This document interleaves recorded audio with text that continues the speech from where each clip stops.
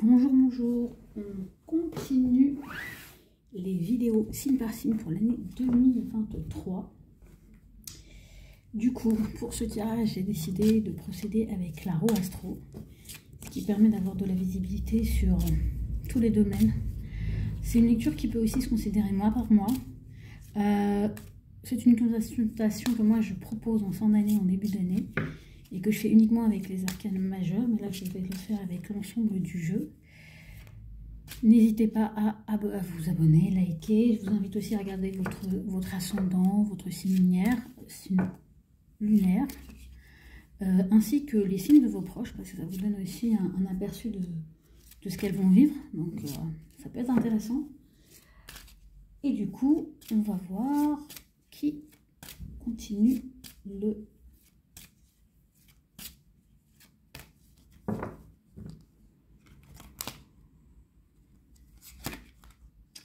et on part avec nos amis les béliers.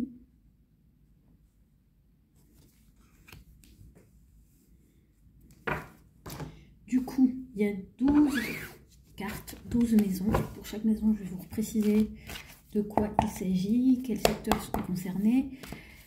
C'est une lecture qui peut se faire aussi de manière transversale. On va voir ce qu'il sort. Je vais d'abord sortir les 12 cartes. Et on va les découvrir au fur et à mesure. Du coup, d'habitude, c'est un tirage que je fais en cercle, comme il est pour des questions d'organisation. Ça va se faire en ligne.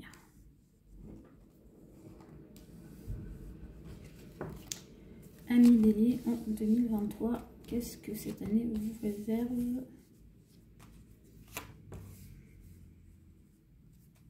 Ambiance générale pour chaque secteur de vie.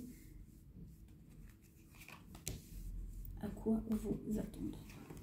Bien sûr, c'est une lecture générale adaptée en fonction de votre situation et ça ne remplace pas la consultation perso. Et bien on y va, hein. On est parti. Du coup, maison 1, qui est d'ailleurs en analogie avec votre énergie, les béliers, représente votre personnalité, ce que vous allez dégager comme énergie, votre image dans le monde. Et donc pour 2023, on est sur l'énergie du 3 de bâton. Donc vraiment, vous êtes dans cette énergie, je vais de l'avant, je regarde ce qu'il y a face à moi, de nouveaux territoires à conquérir, bon, ce qui est un petit peu votre leitmotiv permanent, mais du coup on peut être à un moment où vous arrivez à une étape qui se termine. C'est pour moi l'image que j'ai pour vous, pour ça, c'est un petit peu comme si vous arriviez en haut de la colline et du coup vous avez une vision sur l'horizon et vous dites maintenant que je suis arrivée en haut, je fais quoi? Donc ça peut être intéressant, mais du coup ça peut vous laisser pendant un temps contemplatif et du coup c'est aussi l'année que vous abordez en regardant c'est quoi la suite. Du coup la maison 2, qui est la maison des ressources, de l'argent, de vos valeurs, en analogie avec le signe du taureau, que vous réserve 2023 sur ce sujet, on est sur le 8 de couple. Alors c'est intéressant parce que le 8 de couple peut indiquer que vous allez vous éloigner, prendre la décision de vous écarter de certaines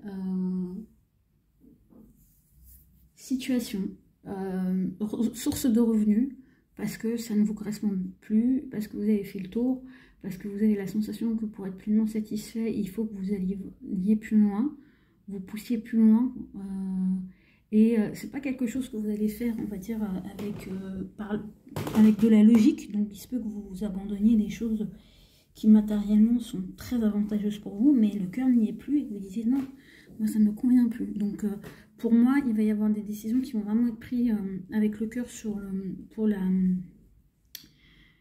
sphère financière. Ce qui est intéressant, c'est que c'est pas forcément, du coup, il n'y a pas forcément de réponse sur l'état de vos finances en 2023, même si pour moi, du coup, si vous vous, entre guillemets, permettez de prendre des décisions, de vous éloigner des choses qui ne résonnent plus au niveau du cœur pour vous, c'est que votre situation est suffisamment stable.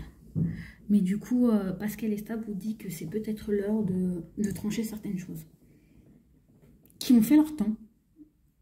Voilà, vous avez bu toutes les coupes, maintenant vous en avez envie de nouvelles et vous avez en fait peut-être de réaliser des souhaits par rapport à des choses dans lesquelles vous étiez projeté, qui ne se sont pas encore complètement matérialisées comme vous le désirez. Donc voilà pour la sphère matérielle.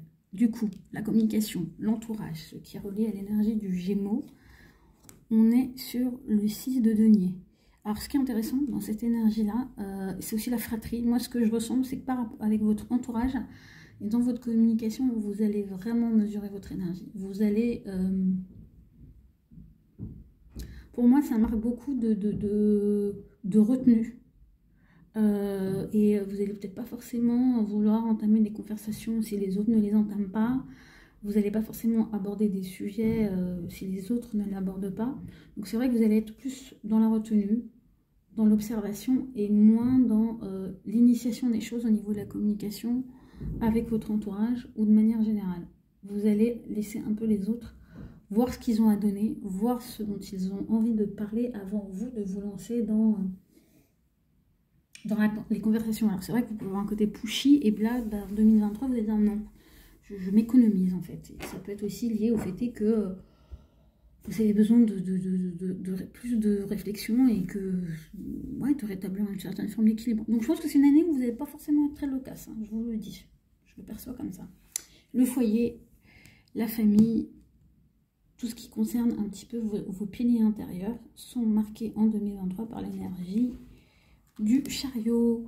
Alors ça peut indiquer plusieurs choses. Vous allez avoir envie de mouvement, de mettre de l'énergie, de consolider des choses, peut-être d'aller vers des choses qui jusque-là vous étaient un peu inconnues, d'oser des choses dans votre maison, dans votre foyer, de faire bouger les choses. Ça peut aussi indiquer un déménagement, hein. Ça peut indiquer pas mal de mouvements dans le foyer. Ça peut aussi indiquer que vous n'y serez peut-être pas forcément beaucoup, parce qu'il y a cette idée d'être en déplacement avec le chariot. Donc ça peut être une année où vous allez être pas mal à l'extérieur. Et ça peut être aussi le signe qu'il y a du changement, il y a du mouvement. Mais en tout cas, vu qu'il y a une arcane majeure dans ce secteur-là, c'est que c'est quand même une année importante pour tout ce qui est lié au foyer. Donc si vous avez des projets par rapport à votre foyer, par rapport à votre famille, gros feu vert cette année, en 2023. Entendez-le. Maison 5, créativité, projet, tout ce qui est d'ordre en lien avec votre vie affective, votre vie amoureuse, le flirt, c'est aussi en lien avec les enfants pour ceux qui sont concernés. On regarde ce que 2023 réserve. Waouh! Alors, au niveau des projets, c'est une année où vous pouvez avoir la sensation, ami bélier, que concrètement, vous n'arrivez pas forcément à initier votre créativité, elle est un peu en cale sèche, que ça manque d'envergure, que c'est laborieux, que c'est pas porté. Donc au niveau des affects, si vous êtes célibataire, vous pouvez avoir l'impression d'être un peu hors jeu, de ne pas réussir à connecter avec des gens qui vous conviennent. Ouais, avec le 5 de Pentacle, on a vraiment cette énergie un petit peu de manque, Et il y a aussi cette sensation que du coup, il faut continuer à chercher. Donc peut-être que si vous étiez en attente d'avoir des... Ouais, par rapport à votre créativité, vous sentez qu'il faut encore que vous recherchez encore des choses, que vous n'êtes pas encore arrivé à bon port.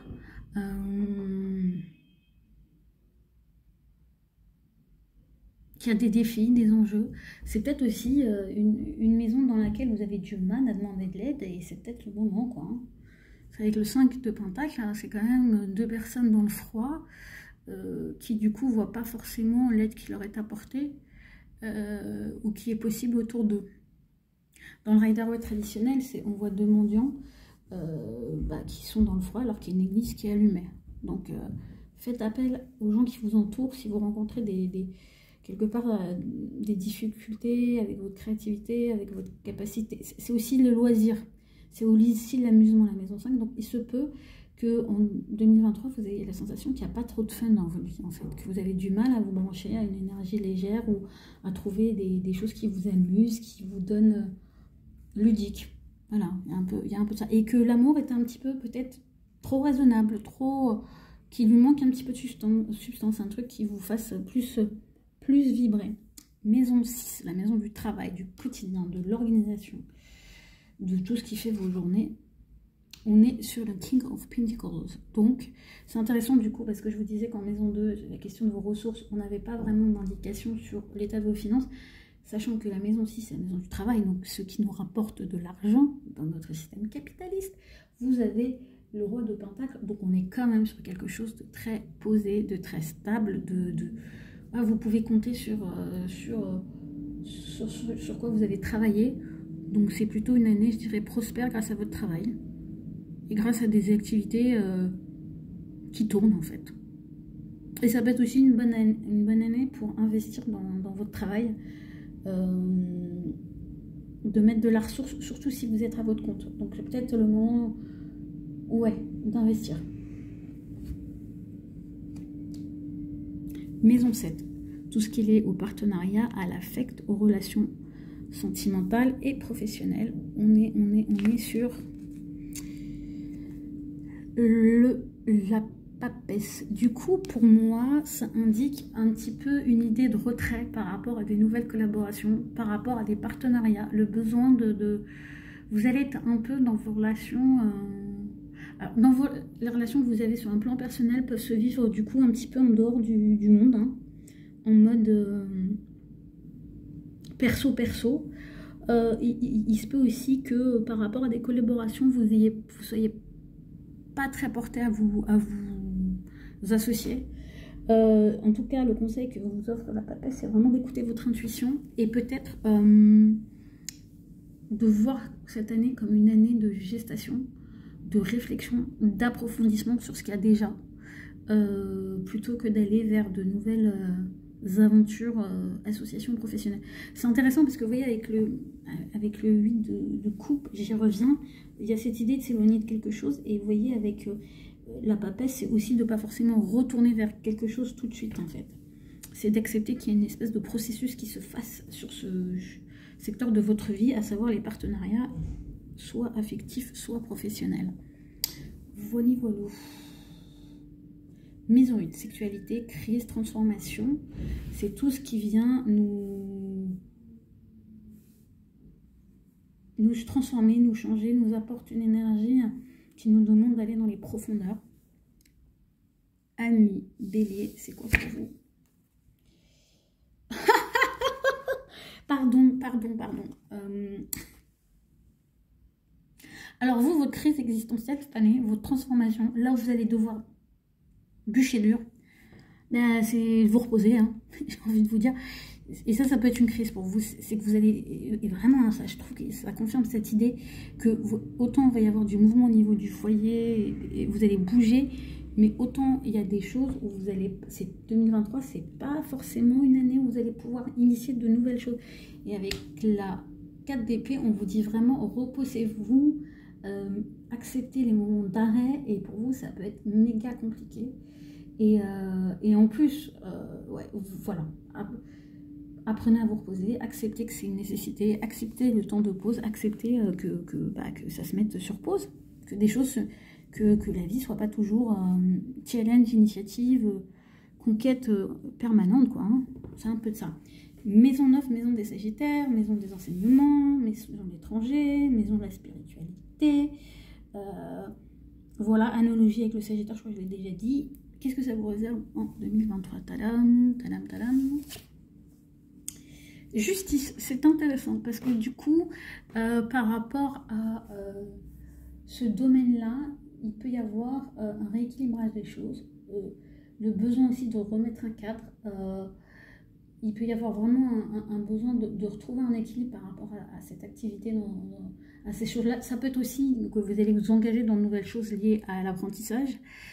Il se peut aussi que si vous êtes déjà en apprentissage, vous avez déjà des choses en cours dans ce domaine-là, vous ayez une forme de rétribution. Alors, comme toute chose, hein, la justice, on récolte ce qu'on sème. Donc, j'ai envie de vous dire, c'est super important d'être très objectif avec ce sujet-là dans votre vie et de prendre avec bonne grâce ce qu'on vous offre, ce que vous recevez. Sachant que pour moi, c'est aussi le mois de septembre, donc on peut avoir une rentrée qui parle de nouveaux engagements. Je sais pas, je n'ai pas évoqué ça dans dans les signes que j'ai fait jusque-là, mais pour vous, j'ai ce message-là. Donc à la rentrée, il se peut que vous soyez dans des nouveaux cadres, dans des nouveaux contrats. Ouais. Mais en tout cas, vous voyez, on a 3 arcanes majeures. Et c'est en lien avec... ouais. Du coup, je pense que autant vous n'allez pas forcément être très en communication avec dans le quotidien, l'entourage proche, mais par contre, vous allez aller dans des choses plus profondes et vraiment essayer de trouver des réponses dans d'autres dimensions que celles habituelles du quotidien. Je vais remonter un petit peu comme ça, parce que là, vous êtes pile poil le reflet sur la justice.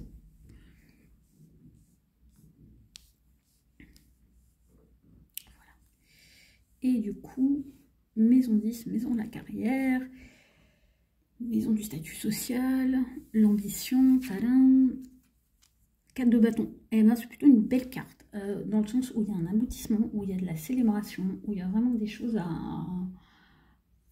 sur lesquelles vous pouvez être satisfaite. Alors moi, la carte du bâton, je la vois aussi comme une carte de passage. C'est des moments où il y a une forme de rituel autour de dates clés, donc ça peut être des célébrations, ça peut être des engagements, ça peut être vraiment, on a quelque chose à marquer par rapport à ça. Donc ça peut être un anniversaire professionnel, ça peut être une réussite, on atteint un palier dans sa carrière, on voit ses ambitions couronnées de succès. En tout cas, c'est une très bonne carte. Et j'ai envie de dire, avec une énergie de bâton, une énergie d'arcane mineur, on est plutôt sur quelque chose qui est l'aboutissement de quelque chose qui est déjà à l'œuvre et que vous avez déjà enclenché. Donc et au vu des autres cartes, c'est pas la nouveauté qui va vous donner ça, c'est l'aboutissement de tout ce que vous avez fait jusqu'ici. Voilà, voilà. Projet collectif, amitié, les autres, le collectif, la communauté. 6 de coupe. Alors, au niveau des alors moi c'est marrant parce que là je le ressens beaucoup pour l'amitié, et quand je vois à côté du coup, vous voyez, de ce fameux sein de denier, on peut avoir le sentiment de manquer peut-être un peu de chaleur dans des choses liées à notre créativité, à l'affect, mais l'affect intime. Et ben vous allez, à mon sens, vous trouver du réconfort dans les amitiés, dans les choses qui vous plaisent. Vous allez aussi avoir à cœur à peut-être cultiver des projets où vous sentez de la légèreté. Donc je confirme, c'est pas une année, vous allez aller vers des nouveaux défis. On vous demande vraiment par rapport à vos projets de rechercher de la simplicité, des choses qui vous font du bien, et peut-être de cultiver un peu plus de simplicité. Donc il y a quelque chose, et pour moi il y a vraiment la présence de vieux amis qui va être très fortement ressentie sur 2023. Ça peut être aussi le fait que vous soyez soutien pour des gens qui vous entourent, des amis qui vous entourent. Oui, c'est pour moi aussi ça. Du coup, par rapport au projet, par rapport au collectif, ça peut être parfaitement vous qui apportiez votre soutien de manière désintéressée, que vous donniez de vous. Mais ici, il n'y a rien de... C'est pas dans l'idée de gagner quelque chose, c'est plutôt d'être présent, d'être soutenant, d'être un bon ami, un bon soutien, un bon référent. Vous voyez, moi là-dedans, je vois quelque chose. Vous voyez, c'est la maison du Verseau, ça peut être aussi les choses bénévoles. Donc pour moi, 2023, c'est techniquement une année où vous pouvez vous engager bénévolement. Donner de votre temps, donner de votre temps, de votre cœur même, à des choses, à des causes. Voilà. À des causes. Et du coup, je pense que ça vous amènera à vous sentir moins exclu et à peut-être nourrir une énergie qui chez vous est un petit peu en manque.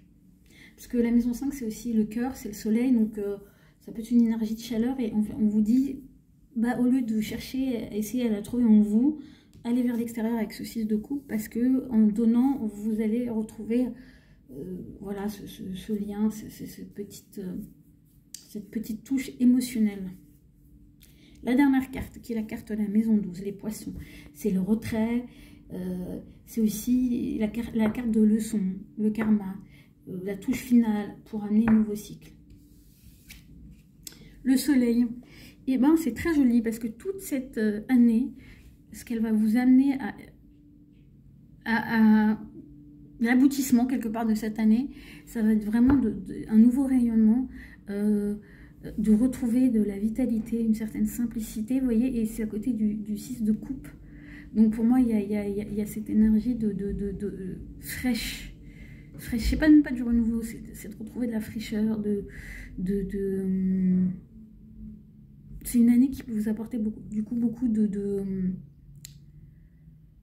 régénération intérieure, de retrouver un sens du simple, les goûts des autres, mais en même temps, pas au travers de blabla, mais plutôt au travers, quand je vous disais par rapport au 6 de Denis, où je ne voyais pas être beaucoup dans la communication, du coup, votre présence, elle va se faire sentir par des actes, par votre chaleur, mais pas forcément par vos mots, ou par le fait de trouver des solutions, ou d'être dans du blabla.